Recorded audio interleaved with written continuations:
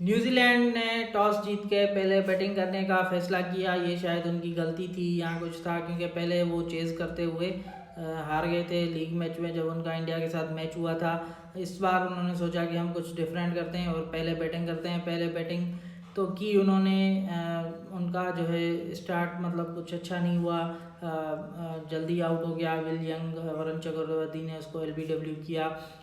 Pace bowlers जो थे India के, पांड्या और शमी आज एक्सपेंसिव गए। पांड्या ने 3 ओवर्स में 30 रन दिए और शमी ने भी 9 ओवर्स में 70+ रन दिए। तो आज पेसर्स का दिन नहीं था, पेसर्स को बहुत कुट पड़ी। लेकिन स्पिनर्स जो थे इंडिया के, जडेजा, कुलदीप यादव, चक्रवर्ती और अक्षर पटेल ने न्यूजीलैंड को पकड़ के रखा और उनको ज़्यादा रन्स बनाने नहीं दिए। इन्होंने जो है वो एज अ टीम जो है उन्होंने विकेट्स लिए। वरुण चक्रवर्ती ने 2 लिए, जडेजा ने 1 ली और जो है वो कुलदीप यादव ने 2 या 3 विकेट्स ली और अक्षर पटेल ने भी कंट्रीब्यूट किया। और इस तरीके से जो है न्यूजीलैंड को सिर्फ 250 ऑड रन्स पे रिस्ट्रिक्ट किया। अगर ये टारगेट बढ़ जाता, 15 से 20 रन्स और हो जाते, 270 तक या 275 तक चला जाता, तो इंडिया के लिए बहुत ही मुश्किल हो जाता क्योंकि ये सरफेस पिच ऐसी नहीं थी जिस पे आप जो है वो इजीली चेज़ कर सकें या आप फ्रीली जो है वो रन्स बना सकें। डेरियल मिचेल को हमने देखा कि उसने मतलब कितना मोहतात होके खेला। फिर नीचे से आके ब्रेसवेल ने फायरी नॉक खेला और क्विक 50 बनाई और जो है वो लास्ट 5 ओवर्स में न्यूजीलैंड ने 50 रन्स बनाए। उसके बाद इंडिया बैटिंग करने आई तो ओपनिंग पेयर शुभमन गिल और रोहित शर्मा ने 100 की पार्टनरशिप लगाई। अब ऐसा लग रहा था कि 30-35 या मैक्सिमम 40 ओवर के अंदर इंडिया जो है वो टारगेट चेज कर लेगी, लेकिन फिर हुआ विकेट्स का गिरना शुरू। पहली विकेट गिरी, गिलेन फिलिप्स ने कैच लिया शुभमन गिल का। उसके बाद जो है वो रोहित शर्मा भी आउट हो गया। उसके बाद विराट कोहली भी आउट हो गया 1 रन पे। उसके बाद जो है अपना श्रेयस अय्यर, उसने अच्छी इनिंग खेली, वो खड़ा रहा, उसने पार्टनरशिप लगाई अक्षर पटेल के साथ। फिर आखिर में वो दोनों भी आउट हो गए। हार्दिक पांड्या और केएल राहुल बचे थे। फिर पांड्या भी आउट हो गया।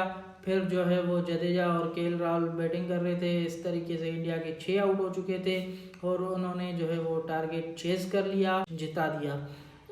मैच के बाद प्रेजेंटेशन में गौतम गंभीर ने कहा कि देखो यार, बॉलर्स का होना बहुत ज़रूरी है, बॉलर्स की बहुत इंपॉर्टेंस है, राइट टाइम पे राइट बॉलर्स को पिक करना बहुत ज़रूरी होता है। इंडिया जो है वो 5 स्पिनर्स अपने साथ लेके गए थे और उन्होंने मतलब खिलाया 4-3-4 स्पिनर को वो हर मैच में खिला रहे थे कंसिस्टेंसी से, क्योंकि दुबई का उनको पता है कि दुबई का ग्राउंड ऐसा है कि जहाँ पे स्पिनर्स की ज़रूरत पड़ती है।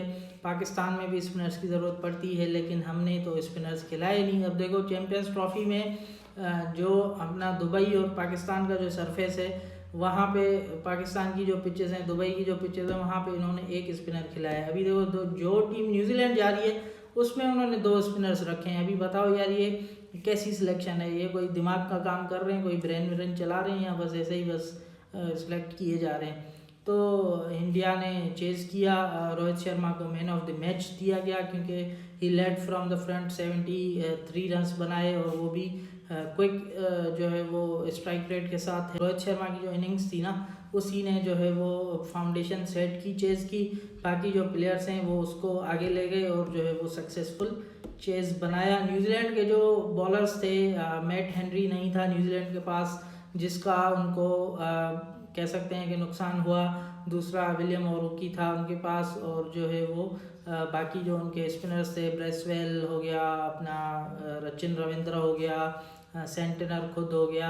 तो ये स्पिनर्स को उन्होंने यूटिलाइज़ किया और उन्होंने काफ़ी हद तक फंसाया भी इंडिया को, लेकिन इतने रन्स ज़्यादा थे नहीं डिफेंड करने के लिए, रन्स कम थे। अगर 15-20 और होते तो फिर जो है वो कह सकते थे कि मैच और इंटरेस्टिंग हो जाता और शायद न्यूजीलैंड जीत भी जाता।